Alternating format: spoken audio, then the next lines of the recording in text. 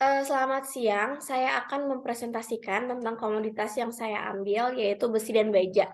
Nama saya Gabriel Almeida Silitonga dengan NPM 423 221 0068. Kita mulai. Apa itu besi dan baja? Besi adalah unsur murni yang ada dengan sendirinya, sedangkan baja adalah salah satu logam campuran besi atau alloy. Jadi, besi sama baja itu sebenarnya berbeda, walaupun di data BPS, datanya itu disatuin besi dan baja, begitu. Berdasarkan KBBI, besi adalah logam yang keras dan kuat, serta banyak sekali gunanya. Bisa sebagai bahan pembuat senjata, mesin, dan juga sebagainya. Kita lanjut ke baja. Baja adalah pengembangan dari penggunaan besi yang digunakan secara luas di muka bumi ini. Baja adalah paduan besi dan karbon, dan terkadang elemen lainnya. Karena kekuatan tariknya yang tinggi dan biaya pembuatannya yang rendah, baja adalah komponen utama yang digunakan dalam konstruksi bangunan, infrastruktur, peralatan, kapal, mobil, mesin, dan senjata. Baja itu berbeda dari besi karena merupakan alloy atau paduan dan bukan merupakan unsur tersendiri seperti besi. Baja juga memiliki unsur paduan lainnya seperti koromium, nikel, dan mangan. Unsur-unsur ini ditambahkan untuk membuat baja menjadi lebih tahan terhadap karat. Itulah sebabnya permukaan baja tetap mengkilap lebih lama. Kita lanjut ke nilai tambah besi dan baja. Indonesia saat ini merupakan eksportir besi dan baja terbesar ke-10 dunia pada 2021 dengan, eee, pangsa pasar sebesar 3,37%. Sementara itu, besi dan baja menduduki peringkat ketiga komoditas ekspor Indonesia pada 2021. Jadi pada periode tersebut nilai ekspor besi dan baja Indonesia itu mencapai, 21,4 miliar USD. Angka tersebut meningkat sebesar 92% dibanding tahun 2020 yang tercatat sebesar, 11,2 miliar US dollar. Pada periode Januari sampai Mei 2022, nilai ekspor besi dan baja Indonesia ke dunia sudah mencapai 12,5 miliar US dollar, yang berarti nilai ini lebih tinggi 80,2% dibandingkan periode yang sama tahun 2021, yaitu 6,9 miliar US dollar. Jadi nilai tambah besi dan baja dibanding, komoditas yang lain itu ya ini, ekspornya tuh tiap tahun tuh meningkat begitu. Lanjut. Asal komoditas. Jadi beberapa daerah yang terkenal menjadi sentra produksi besi dan baja di Indonesia itu ada di Tanah Datar, di Sumatera Barat, ada Cipatuju di Jawa Barat, ada Kota Baru di Kalimantan Selatan, dan ada Kabupaten Bone di Sulawesi Selatan. Sumbangsih besi dan baja untuk pendapatan negara.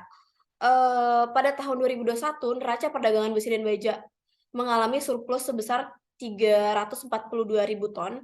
Peningkatan ekspor dari tahun 2020 ke 2021 sebesar 51,8%, sedangkan peningkatan ekspor dari tahun 2019 ke 2021 adalah sebesar 133,600. Dari sini kita bisa ambil bahwa sumbangsi baja untuk pendapatan negara itu cukup besar ya, karena kita lihat dari, surplusnya, mengalami surplus ya, besar, mmm, menjadikan baja dan besi itu, memberikan sumbangsi yang cukup besar kepada pendapatan negara. Kita lanjut.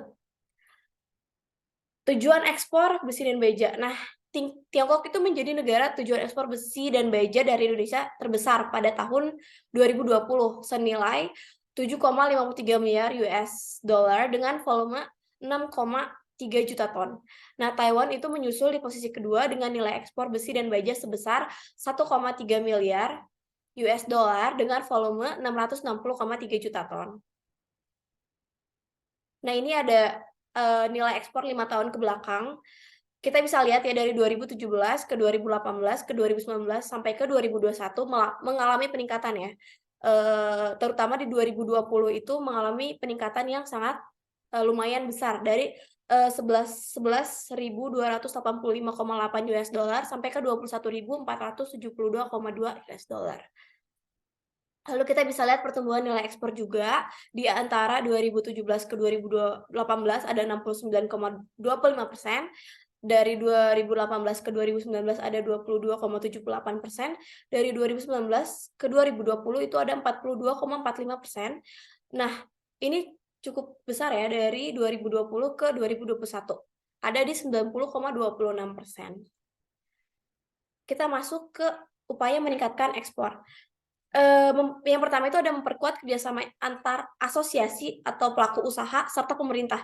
Jadi Baja itu ada yang namanya Forum Bisnis Indonesia Iron and Steel Industry Association atau IISIA 2022. Nah, ini tuh kayak forum bisnis besi dan baja. Jadi ketika kita bisa memperkuat forum ini bekerja sama antar asosiasi, diharapkan ekspor akan meningkat. Yang kedua itu mengutamakan produk-produk dalam negeri dari industri baja saat ini karena mampu berkompetisi dengan produk impor dan berdaya saing di pasar global. Yang ketiga itu Indonesia telah menginisiasi peta jalan Making Indonesia 4.0 untuk akselerasi penerapan industri 4.0 dan sudah banyak diadaptasi oleh berbagai sektor industri, termasuk industri baja sendiri. Lanjut, ini nilai impor 5 tahun ke belakang. Kita lihat di 2017 ada 7,99, di 2018 naik jadi 10,25, di 2019 naik juga walaupun sedikit ya. Di 2020 turun jadi ke 6,86 US dollar. Lalu di 2021 itu naik ke angka 11,96 US dollar. Upaya dalam mengurangi import. Jadi upaya dalam mengurangi impor itu ada pertama pemberian pajak bea cukai yang tinggi, membatasi masuknya produk impor dengan memberikan kuota impor. Yang paling utama mencintai produk dalam negeri atau memproduksi barang itu sendiri dalam negeri. Seperti itu, memanfaatkan yang ada di dalam negeri. Jangan dulu kita impor dari luar, sedangkan di dalam itu masih ada begitu. Neraca perdagangan produksi besi dan baja Indonesia menunjukkan hasil yang menggembirakan. Analisis data Badan Pusat Statistik atau BPS Januari sampai April 2020 menunjukkan bahwa pada periode ini neraca perdagangan produksi besi dan baja justru berbalik menjadi positif 106 juta US dollar dibandingkan neraca pada periode yang sama di tahun 2019, yaitu sebesar negatif 1,47 miliar US dollar.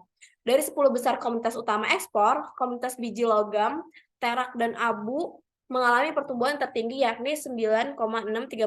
Aku highlight yang di sini ya. Yang ini diikuti oleh ekspor komoditas besi dan baja yang juga naik signifikan mencapai 92,88% menjadi senilai 20,90 miliar US dollar. Jadi mengalami kenaikan yang sangat signifikan.